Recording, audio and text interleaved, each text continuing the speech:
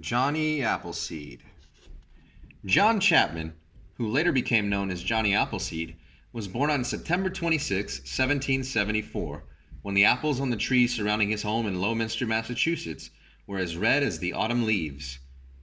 John's first years were hard. His father left the family to fight in the Revolutionary War, and his mother and baby brother both died before his second birthday. By the time John turned 6, his father had remarried and settled in Longmeadow, Massachusetts. Within a decade, their little house was overflowing with 10 more children. Nearby was an apple orchard. Like most early American families, the Chapmans picked their apples in the fall, stored them in the cellar for winter eating, and used them to make sauces, cider, vinegar, and apple butter. John loved to watch spring blossoms slowly turn into the glowing fruit of autumn. Watching the apples grow inspired John in a love for all nature. He often escaped from his boisterous household into the tranquil woods. The animals sensed his gentleness and trusted him. As soon as John was old enough to leave home, he settled out to explore the vast wilderness to the west. When he reached the Allegheny Mountains, he cleared a plot of land, and planted a small orchard with the pouch of apple seeds he carried with him. John walked hundreds of miles through the Pennsylvania forest, living like the Indians he befriended on the trail. As he traveled, he cleared the land for more orchards. He sure was the pioneer that family. Was sure the pioneer families would be arriving before long, and he looked forward to supplying them with apple trees. When a storm struck, he found shelter in a hollow log or built a lean-to.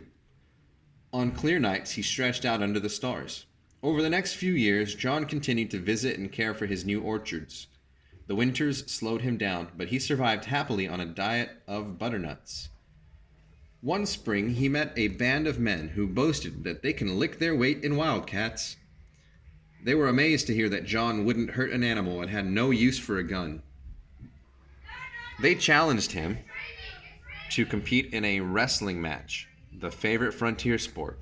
He suggested a more practical contest, a tree chopping match.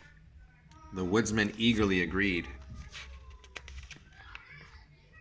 There's his little shelter. And here he is in a tree chopping contest with the other men.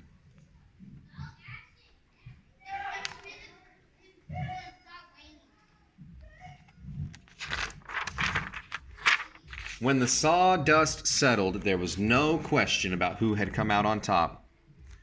John was pleased that the land for his largest orchard had been so quickly cleared. He thanked the exhausted woodsmen for their help and began planting. During the next few years, John continued to move westward. Whenever he ran out of apple seeds, he hiked to the eastern cider presses to replenish his supply. Before long, John's plantings were spread across the state of Ohio. Meanwhile, pioneer families were arriving in a stretch of home sites and farmland. John had located his orchards on the routes he thought they'd be traveling. As he had hoped, the settlers were eager to buy his young trees. John went out of his way to lend a helping hand to his new neighbors.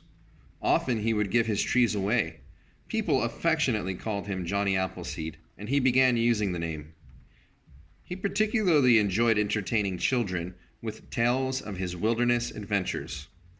In 1812, the British incited the Indians to join them in another war against the Americans. The settlers feared that Ohio would be invaded from Lake Erie. It grieved Johnny that his friends were fighting each other, but when he saw the smoke of burning cabins, he ran through the night, shouting a warning at every door.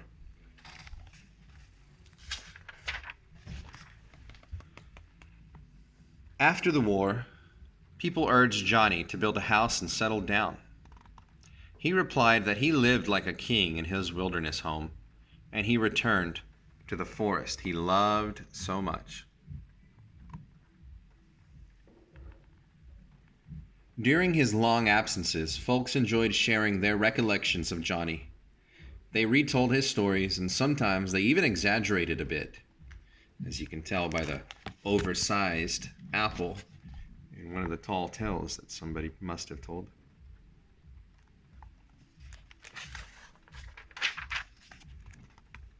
Some recalled Johnny sleeping in a treetop hammock and chatting with the birds. Others remembered that a rattlesnake had attacked his foot. Fortunately, Johnny's feet were as tough as elephant's hide, so the fangs didn't penetrate. It was said that Johnny once tended a wounded wolf and then kept him for a pet. An old hunter swore he'd seen Johnny frolicking with a bear family. The storytellers outdid each other with tall tales about his feats of survival in the untamed wilderness. As the years passed, Ohio became too crowded for Johnny. He moved to the wilds of Indiana, where he continued to clear land for his orchards. When the settlers began arriving, Johnny recognized some of the children who had listened to his stories. Now they had children of their own. It made Johnny's old heart glad when they welcomed him as a beloved friend and asked to hear his tall tales again. When Johnny passed 70, it became difficult for him to keep up with his work. Then in March 1845, while trudging through a snowstorm near Fort Wayne, Indiana, he became ill for the first time in his life. Johnny asked for a shelter in a settler's cabin, and a few days later, he died there.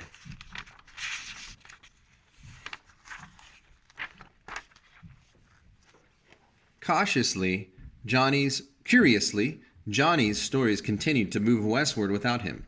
Folks maintained that they'd seen him in Illinois or that he'd greeted them in Missouri, Arkansas, or Texas. They were certain that he'd planted trees along the slopes of the Rocky Mountains or in the California distant valleys. Even today, people still claim that they've seen Johnny Appleseed. Thanks for visiting. Bye.